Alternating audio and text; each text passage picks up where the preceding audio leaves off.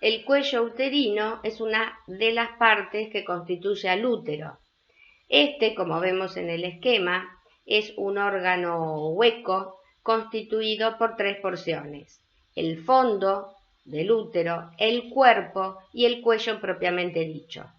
Vemos que el cuello es un canal fusiforme que se relaciona tanto con la cavidad uterina como con la vagina. Con la cavidad uterina lo hace a través del orificio cervical interno y con la vagina lo hace a través del orificio cervical externo. Por lo tanto, tiene dos zonas bien definidas, una que denominamos endocervix, que es la que está tapizando o es propiamente dentro del canal, y otra que denominamos ectocervix, que es la que se va a relacionar con los fondos de saco vaginales.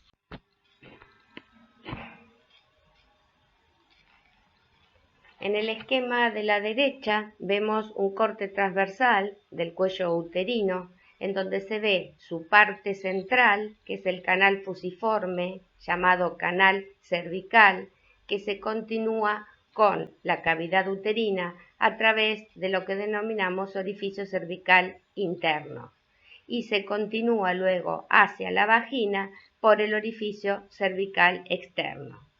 El canal cervical, al que llamamos canal endocervical o endocervix, está revestido por una mucosa constituida por un epitelio cilíndrico o columnar, una mucosa de 2 a 3 milímetros de espesor. Ese epitelio cilíndrico columnar forma una serie de plicas o invaginaciones que no están en este esquema, pero sí las vemos en el corte histológico de la derecha, que son secretoras de moco. Esas estructuras se ramifican y a veces secretan tanto moco o tan abundante moco que se obstruyen y forman estructuras que llamamos quistes de Nabor. El orificio cervical externo marca la transición abrupta entre el epitelio cilíndrico del endocervix y el epitelio estratificado plano del ectocervix, y se comunica, como ya dijimos, a través del orificio cervical externo con la vagina. La unión escamocolumnar es la unión de ambos tipos de epitelio, donde hay una transición abrupta entre el epitelio cilíndrico y el epitelio escamoso. Y es la zona de transformación o la zona que denominamos como epitelio inquieto, donde hay una gran proliferación celular, células basales que tienden a proliferar ante cualquier injuria. Si vemos el mismo esquema, pero en el corte histológico, que en este caso, como es un cuello uterino de una mujer posmenopáusica, encontramos el OCE u orificio cervical externo más alto que lo normal, podemos repetir las mismas zonas del cuello que vimos en el esquema. El canal endocervical, con las glándulas o criptas o plicas endocervicales, con un epitelio cilíndrico simple que en este aumento no llegamos a distinguir, y el exocervix o ectocervix, que sí podemos ver que es un epitelio grueso de varias capas que corresponde al epitelio estratificado plano. Los quistes de Nabot, que podemos llegar a ver con secreción, y luego el parénquima, el tejido conectivo del cuello uterino.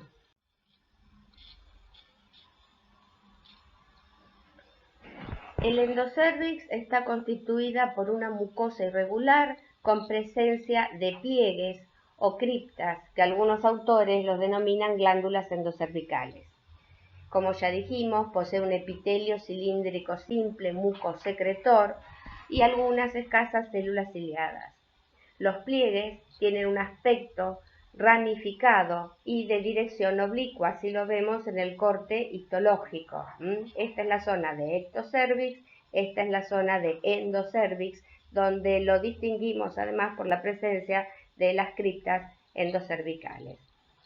Cerca del orificio cervical externo se produce la transición abrupta entre el epitelio cilíndrico simple del canal endocervical y el epitelio estratificado plano del ectocervix, formando la unión escamo-columnar, que la denominamos zona de transformación, porque es la zona donde se van a desarrollar las displasias o lesiones intraepiteliales y el cáncer de cuello uterino. La zona exacta está marcada por la flecha y distinguimos la zona de endocervix por el epitelio de revestimiento y la presencia de las criptas endocervicales y de ectocervix por el epitelio estratificado plano de superficie. Este esquema es mucho más didáctico para entender cómo se dispone el epitelio del canal endocervical que se invagina y forma una serie de criptas glandulares. Si el corte histológico pasa por la parte transversal de las mismas, solamente las vemos en forma cilíndrica como un órgano hueco con una luz central. El diagnóstico de esta zona lo hacemos por el epitelio cilíndrico mucosecretor característico para la producción de moco.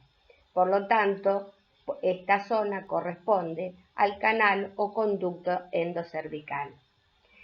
El epitelio escamoso estratificado del ectocervix está acá dibujado con una banda gris y se continúa con el epitelio del fondo de saco vaginal que sigue siendo del mismo tipo, estratificado plano.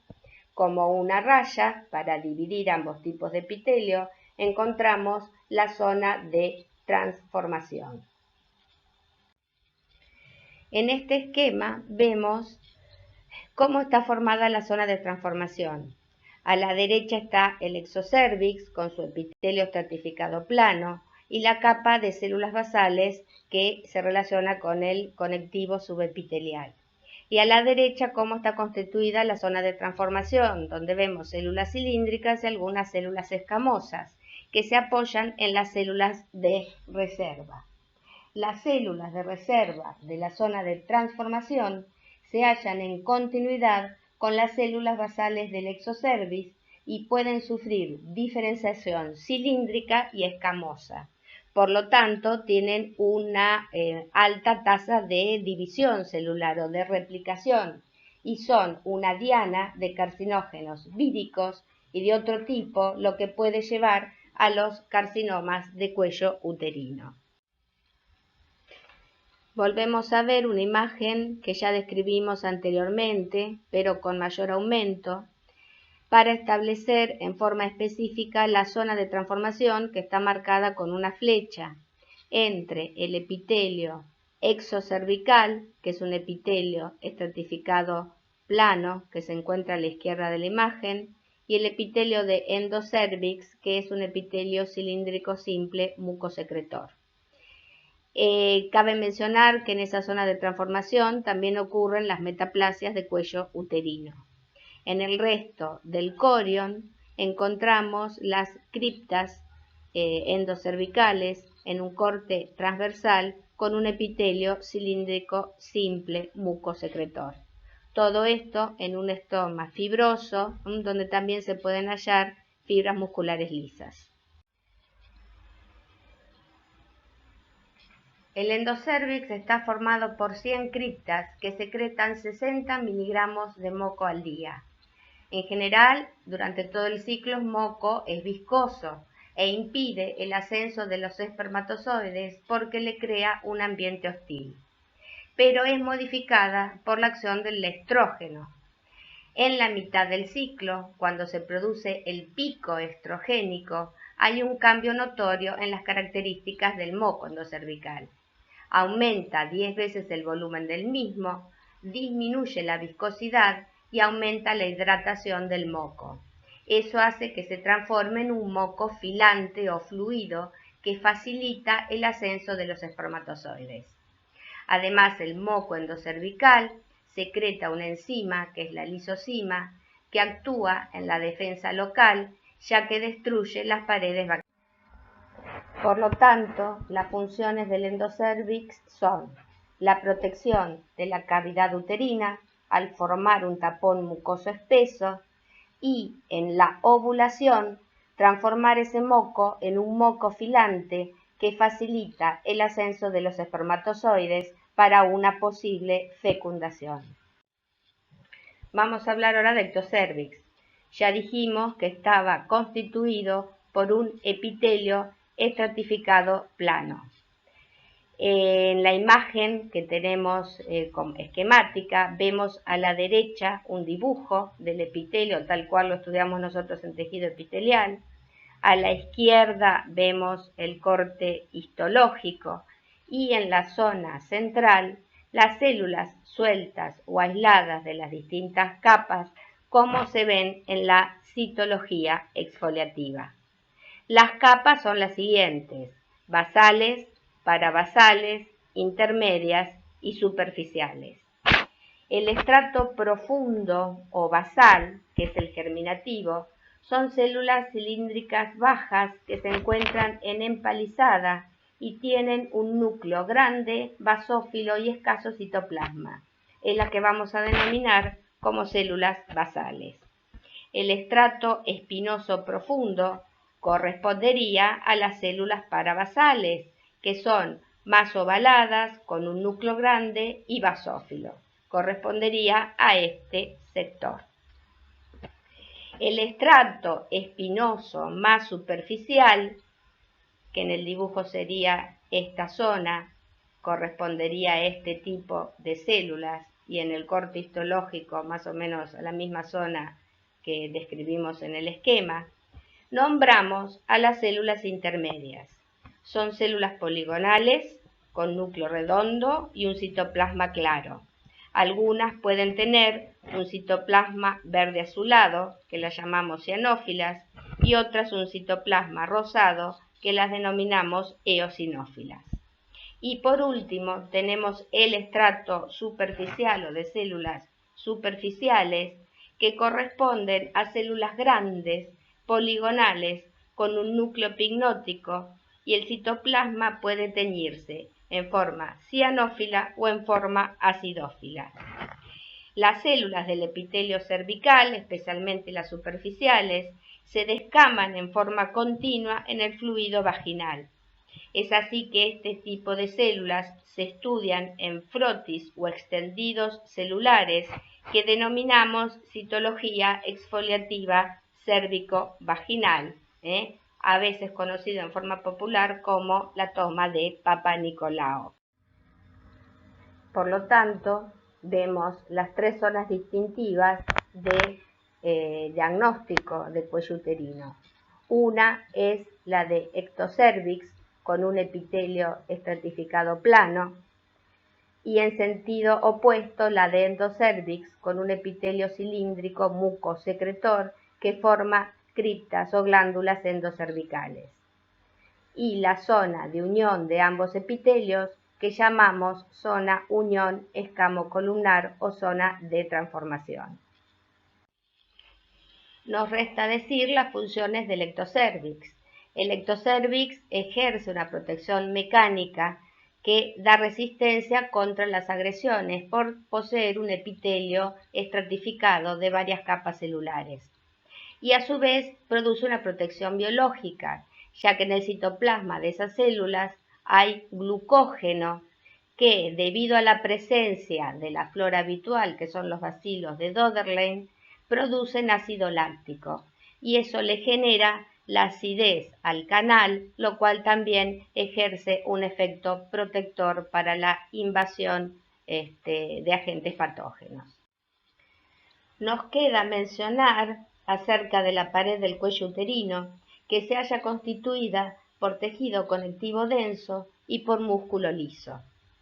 En este esquema podemos resumir las funciones del ectocervix o exocervix y del endocervix. Este cuadro ya está publicado en las guías de estudio de la cátedra. El exocervix dijimos que tiene o ejerce un efecto de protección mecánica contra las agresiones debido a su epitelio estratificado y de protección biológica contra microorganismos patógenos, ya que las células ectocervicales producen glucógeno que por acción de la flora habitual, que son los bacilos de Döderlein, se transforman en ácido láctico, dando una acidez al canal cérvico-vaginal y que actúa como un depurador biológico del medio. El endocérvix, en cambio, produce una protección de la cavidad uterina, ya que su secreción mucosa forma un tapón mucoso endocervical por espesamiento. En la ovocitación alrededor del día 14 del ciclo ovárico o endometrial, se transforma en un moco filante que facilita el ascenso de los espermatozoides, facilitando así una posible fecundación. Habiendo ya estudiado la histología del cuello uterino, vamos a dar unos conceptos básicos acerca de la citología exfoliativa cérvico-vaginal, conceptos que debe conocer el alumno de primer año. ¿Por qué se realiza una citología exfoliativa cérvico-vaginal? Porque las células epiteliales se descaman y las células del epitelio cervical del cuello uterino se descaman en forma continua. Por lo tanto, son factibles de ser estudiadas no en cortes histológicos, sino en extendidos citológicos en forma de células individuales. Por lo tanto, se realizan extendidos citológicos o frotis de células que fueron descamadas o exfoliadas. Por eso se llaman extendidos citológicos o frotis por exfoliación. ¿Para qué sirven estos extendidos? Se puede estudiar a nivel hormonal y a nivel oncológico. A nivel hormonal según el tipo celular que aparezcan los extendidos y a nivel oncológico si son células normales o típicas o células anormales o atípicas. Se recomienda este tipo de práctica porque es un método sencillo, rápido, económico y que puede llegar a toda la población. Por lo tanto, la exfoliación del epitelio cérvico-vaginal se estudia con la técnica de citología exfoliativa cérvico-vaginal o también llamada Papa Nicolau, entre paréntesis PAP, que es la forma en que se abrevia este estudio. Como tenemos que estudiar los distintos tipos celulares, volvemos a repetir las capas de células que podemos encontrar en la exfoliación. Las más comunes es encontrar las células superficiales, que son las capas más externas del epitelio. Podemos encontrar a las células intermedias, que corresponderían al estrato malpillano superior, a las células parabasales, que corresponderían al estrato malpillano inferior, y por último a las células basales, que son las de la capa que contactan con la lámina basal o más cercanas a la lámina basal. Tenemos que recordar las características de las células del ectocervix, que ya las hemos mencionado anteriormente.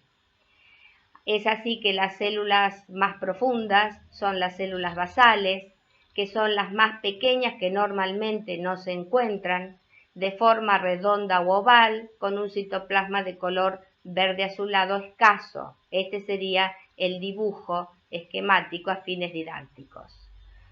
¿Dónde podemos ver este tipo de células?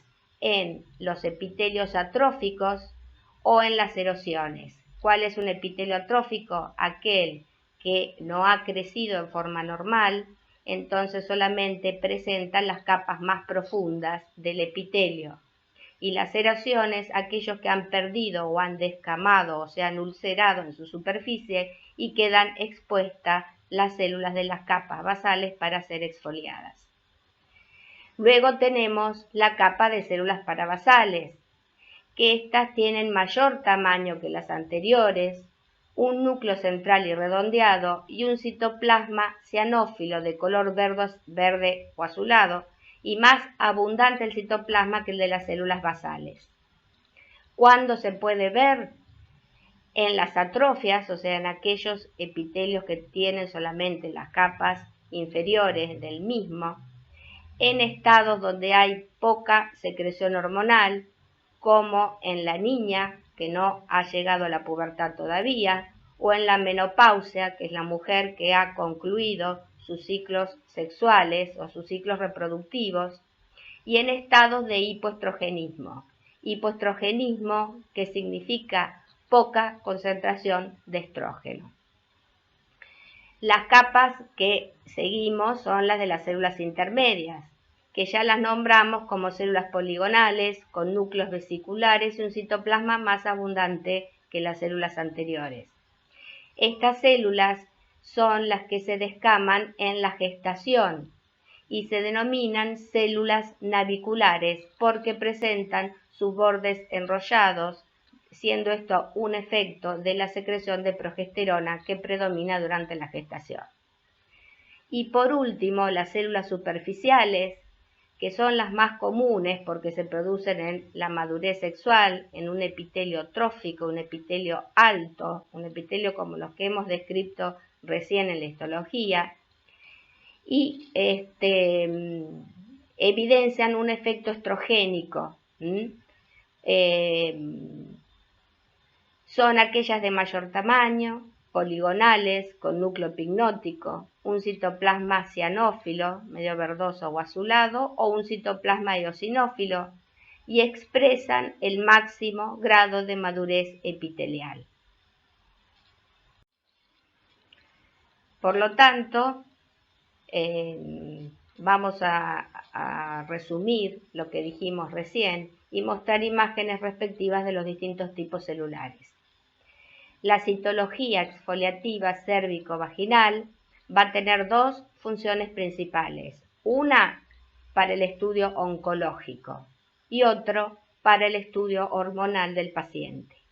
¿Qué quiere decir oncológico? Ver si son células normales o anormales, o células típicas o atípicas, por lo cual podemos detectar lesiones precursoras de cáncer de cuello uterino o lesiones atípicas de cáncer de cuello uterino. Si podemos detectar lesiones precursoras, estamos haciendo con este método sencillo y económico un control preventivo del paciente o medicina preventiva. Y el estudio hormonal corresponde que según el tipo celular encontrado podemos saber si la paciente está en un nivel estrogénico o en un nivel progestacional o si carece de hormonas ováricas porque se observan las células más profundas de las capas epiteliales como las basales y las parabasales. Por lo tanto, ahí hablaríamos de un hipoestrogenismo. Las células superficiales son aquellas que dijimos que tienen abundante citoplasma con un núcleo pignótico. Pueden ser de un color rosado, acidófilo o verdoso o cianófilo. Las células intermedias, que corresponderían al estrato malpillano superior, también tienen abundante citoplasma, pero el núcleo no es pignótico, sino que ya es más redondo y más ovalado. Y las células parabasales, que son de las capas más profundas, tienen menor cantidad de citoplasma y un núcleo de mayor tamaño. Por lo tanto, se va alterando la relación núcleo-citoplasmática cuando llegamos a las células de las capas más profundas. Van a ser menor cantidad de citoplasmas y núcleos de mayor tamaño, las células basales. Así vemos la imagen de un extendido por exfoliación. Podemos detectar o diagnosticar los distintos tipos celulares que estuvimos hablando hasta hace un momento.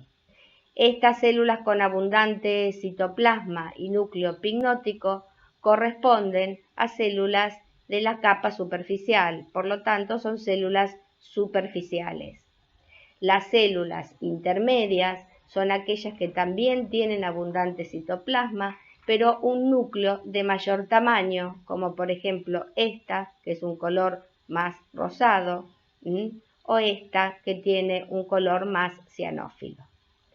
Luego podemos ver que hay células intermedias bajas, como esta, o células parabasales, como esta otra, en donde el citoplasma va disminuyendo en cantidad y el núcleo va aumentando de tamaño. También pueden evaluarse si hay leucocitos en la muestra, como vemos acá, y a veces también es notorio la flora bacteriana que se halla en el medio y se puede hacer diagnóstico de la misma. Otros elementos del extendido que podemos encontrar y podemos evaluar son la presencia de células endocervicales. El endocervix también puede ser estudiado con pequeños cepillos que raspan el canal y se hacen extendidos en un portaobjeto, y también se evalúan las características citológicas de estas células. Podemos encontrar células endometriales, o sea, células que han descamado de la cavidad uterina y caen por el cuello uterino y pueden ser tomados con las espátulas para hacerlos extendidos. También podemos ver células estromales, eritrocitos, leucocitos, histiocitos y la flora habitual, que son los bacilos de Döderlein, como flora patógena, ya sea tricomonas, gardnerella vaginales, cocobacilos u hongos que son causa de cervicitis. Enumeremos los pasos necesarios para llegar al diagnóstico citológico definitivo. Primero, la recolección del material.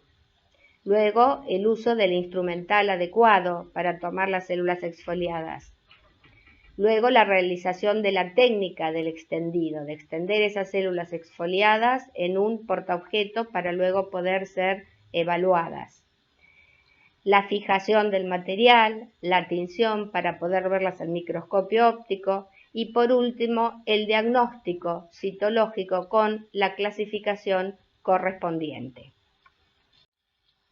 Para la recolección de material se realiza un raspado suave en zonas específicas como el orificio cervical externo, la unión escamo-columnar, el endocervix y los fondos de sacos vaginales, que es donde se acumulan las células descamadas naturalmente.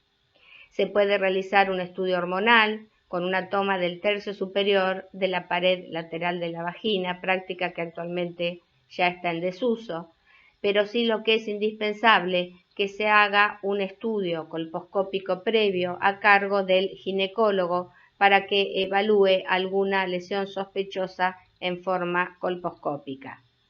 Acá vemos cómo se hace la toma vaginal del fondo de saco vaginal posterior, la toma de exocervix, la rotación que hay que imprimirle a la espátula para que tome una muestra de todo la unión exocervical, y la zona del canal endocervical, donde se pueden a veces usar pequeños cepillos especiales.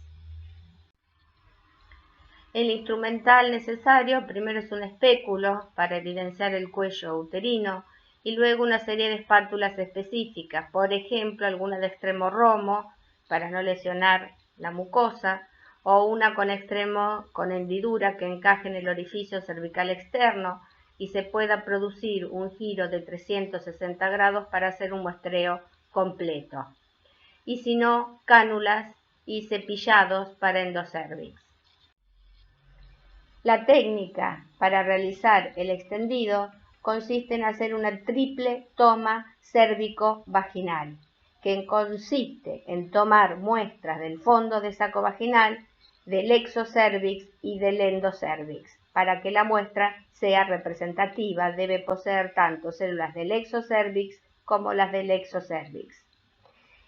Para fijar la muestra, en general se utiliza el spray de cabello, que se rocía la muestra y se deja secar al aire, y luego se envía al laboratorio para que sea teñido y analizado. La técnica de rocío de spray es la que dura más tiempo. Antes se usaba un frasco con alcohol etílico 96 y éter en partes iguales, se hacía una solución de alcohol y éter que también sirve como fijador, pero por su facilidad se utiliza ahora el spray común. La tinción es la tinción de Papa Nicolau. Esa tinción es la que da también el nombre al estudio citológico. También se pueden teñir con hematoxilina y eosina. Y nunca olvidarse los datos del paciente. Los datos del paciente son necesarios siempre cuando se envía una muestra al laboratorio para evitar confusiones y el extravío de la misma. ¿Qué elementos tenemos que tener en cuenta para evaluar la acción hormonal sobre el epitelio en la citología exfoliativa cérvico-vaginal? Hay que saber, o sabemos, que los estrógenos ejercen un efecto proliferativo, o sea, cuantitativo. Van a provocar una hiperplasia celular, lo que quiere decir que es un aumento del número de células. Por lo tanto, va a ser un aumento del espesor del epitelio que va a generar una riqueza celular en los frotis con muchas células, especialmente de las capas superiores. Y los signos de maduración celular, que consisten en evidenciar las células superficiales y la tendencia a la eosinofilia, que es un tipo específico de célula epitelial superficial bien madura. La acción de los gestágenos o la progesterona ejerce un efecto transformador, o sea, cualitativo, no cuantitativo como el estrógeno. La progesterona tiene una acción transformadora cualitativa. ¿Cómo se evidencia cuáles son los cambios que se evidencian en el extendido? El aumento del depósito de glucógeno y, lo que es más característico, el tipo de descamación celular. Las células se descaman en forma agrupadas o apelotonadas y con un gran enrollamiento, a veces de los bordes celulares, dando la imagen de células naviculares.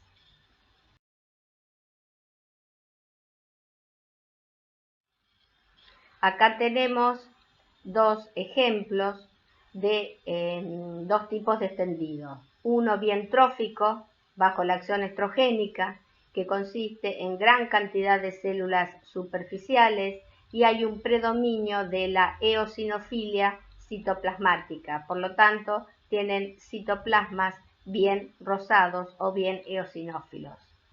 Y la acción progestacional, en cambio, da un apelotonamiento celular y tal vez un predominio de células más intermedias, no tantas superficiales. No hay tanta eosinofilia en el extendido.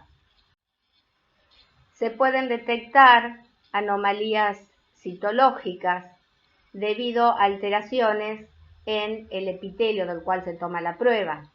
Por ejemplo, los cambios citopáticos virales, los famosos coilocitos por el efecto del HPV. Los cambios citológicos que podemos evidenciar son células con núcleos agrandados o macronúcleos y un citoplasma cavitado que le da un color más claro al citoplasma, como si fuera un halo perinuclear o una cavitación perinuclear. Otros cambios morfológicos es la binucleación, que es típico del efecto citopático viral. En estas imágenes podemos ver que se puede realizar una correlación histológica citológica. Podemos evidenciar las biopsias de cuello uterino donde se ven lesiones intraepiteliales cervicales o neoplasias intraepiteliales cervicales, donde podemos ver un epitelio de ectocervix normal y trastornos de primero, segundo, tercer orden, o lesiones intraepiteliales leves o lesiones intraepiteliales moderadas o severas. Este doble grupo o este grupo de estas dos lesiones son lesiones de alto grado. ¿Cómo puede verse a nivel de la citología? Con alteración de la relación núcleo-citoplasmática. Vemos núcleos muy pignóticos, citoplasmas bien eosinofílicos de aspecto disqueratóxicos y gran cantidad de a veces apelotonamiento de estas células de características atípicas. Tenemos que referirnos ahora a la clasificación diagnóstica citológica, que se basa en criterios oncológicos. La clasificación clásica, pero que es más antigua, es la clasificación de Papanicolau, que se basa en una clasificación numérica de clases de extendidos, entre el número 1 al número 5, siendo el número 1 un extendido negativo por ausencia de células atípicas. El extendido clase 5, en el otro extremo, es una citología concluyente de malignidad, por lo tanto es un extendido positivo. En el medio tenemos las clases 2, 3 y 4. La clase 2 también es un extendido negativo, pero hay cierta citología atípica sin evidencia de malignidad, por lo tanto sigue siendo negativo. En cambio, el extendido 3 es una citología sugestiva pero no concluyente de malignidad, siendo un extendido sospechoso. Y el clase 4 presenta una citología marcadamente sugestiva de malignidad, siendo un extendido positivo. Por lo tanto, en esta clasificación antigua numérica, el clase 1 y 2 son negativos, el 3 es sospechoso y el 4 y el 5 son positivos. La clasificación actual que se utiliza ahora es una clasificación descriptiva llamada clasificación de Bethesda, donde nombra o clasifica de distinta forma a los extendidos evaluados, como extendido negativo, ASCUS, L-Sil, H-Sil y carcinoma de células escamosas o adenocarcinoma. El extendido negativo es un extendido normal o con cambios celulares benignos, ya sea inflamatorios, reactivos o por atrofia. El ASCUS considera a células escamosas atípicas de significado indeterminado. Por lo tanto, es un extendido que tiene células escamosas atípicas, pero no se puede concluir el significado de las mismas. Las lesiones intraepiteliales se clasifican como L-Sil, lesión de bajo grado, o H-Sil, lesión de alto grado, siendo ambas lesiones intraepiteliales. El L-Sil corresponde a una lesión intraepitelial escamosa de bajo grado, de posible etiología viral por HPV, o corresponde a un SIN1, neoplasia intraepitelial de grado 1. El H-Sil, en cambio, corresponde a una lesión intraepitelial escamosa de alto grado, H de high, que quiere decir alto, que corresponde a las clásicas lesiones SIN2 o SIN3, que son lesiones intraepiteliales grado 2 y grado 3. Y por último, aquellos que son totalmente concluyentes, se refiere al carcinoma de células escamosas o a la presencia de un adenocarcinoma.